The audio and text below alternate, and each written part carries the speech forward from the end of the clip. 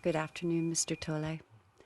My name is Liz Bluestone, and I'm very grateful to be here today. I'm also very aware right now that I am so not in the present moment because I'm so nervous.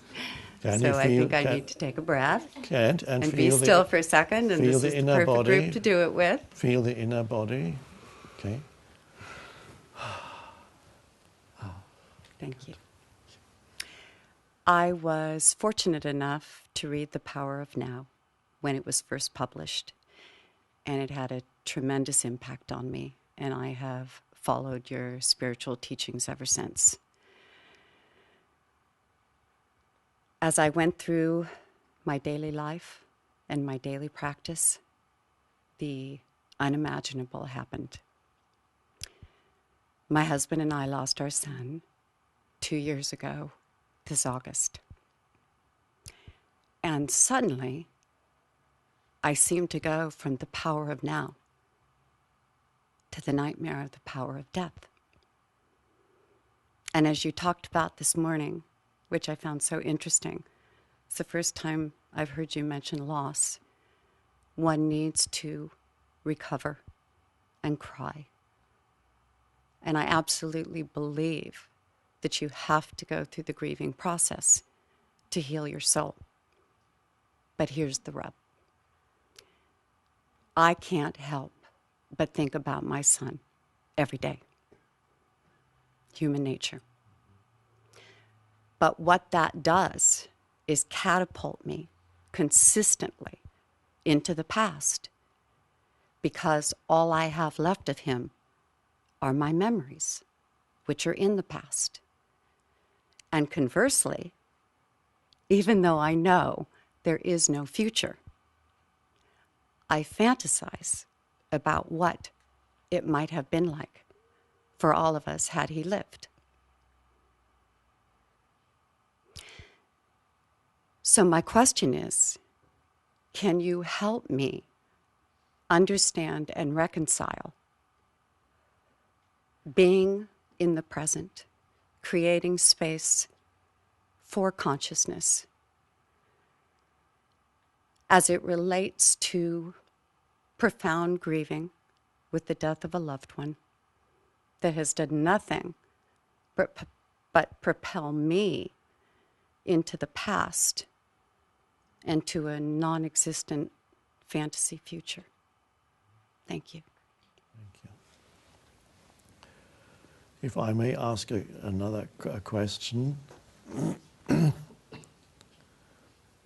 When you think about your son, apart from the activity of thought, which may be memories of the past, or, as you say, fantasizing about what might have been, future or fantasies, can you also feel your son somewhere within? Apart from the memories, is there can you somehow feel his essence in yourself? Absolutely. So, and that essence is not in the past, of course, it's in the now. And so what is required then is a greater focus on that than on giving attention to the thoughts. Once perhaps the thoughts have a limited usefulness, when the memory comes, it also brings up the feeling of his essence. The memories of the past, the feeling of essence is now, it's alive now. If you can then give that more attention than to the thoughts, directing more attention there, closing your eyes perhaps, directing more attention there than to the memories. The memories were fine, but now they've taken you there. Or if fantasizing about future possible things that could have happened, again, bring attention as a conscious choice, take attention into the sense, that feeling of the essence of who he is, because the essence is. And then this enables you to connect with the formless essence that was actually the thing that you loved and still love in him, the indestructible. And you can only find it through your own, so they come together really. When you feel him, you also feel yourself as part of that. And so, as a conscious choice then, take more attention to that if you can. If it's an occasion when it's not dangerous to close your eyes, then close your eyes and go in there and feel that and realize it's alive and it's now. Then gradually your son, you retrieve, you rescue your son from where he has been the past 2 years in the past, and the alive essence you feel within yourself.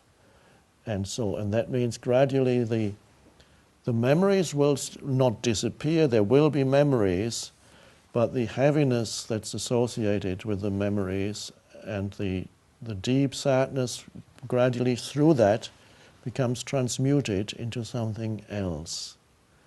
And there will be then, the memories will still, there will still be a gentle sadness with the memories, but there's a rising realization of that which is beyond death in him. That's what you love and loved and still love.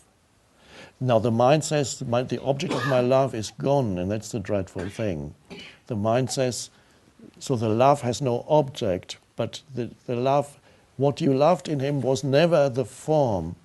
What you loved in him and still love is the formless essence of who he is. And I don't want to go into any kind of belief that you need to have of survival, but all I know is that there is an essence in every human being, I know it in myself, that is beyond death.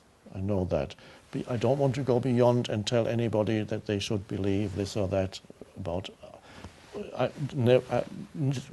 don't never step beyond my experience. I know the deathless as the essence in myself and in all humans.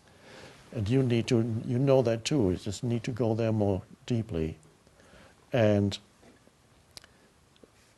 I also, anybody who has been touched by death, I also recommend, in addition, it sounds a little strange, to occasionally take a walk around the cemetery. I recommend it to anybody, because you get a very distorted view of life if you never have the realization of how imminent death is for every human being, the so-called death of the form.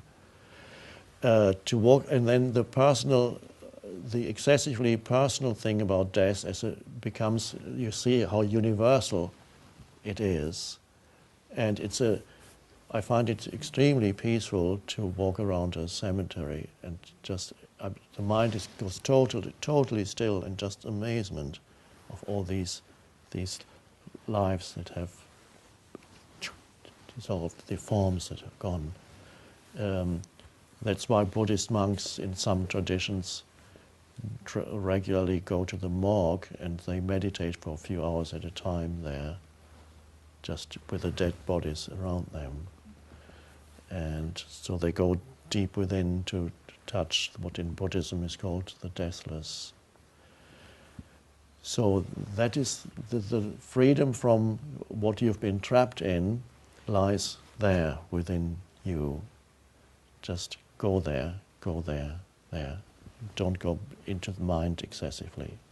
Conscious choice. And then the transmutation happens.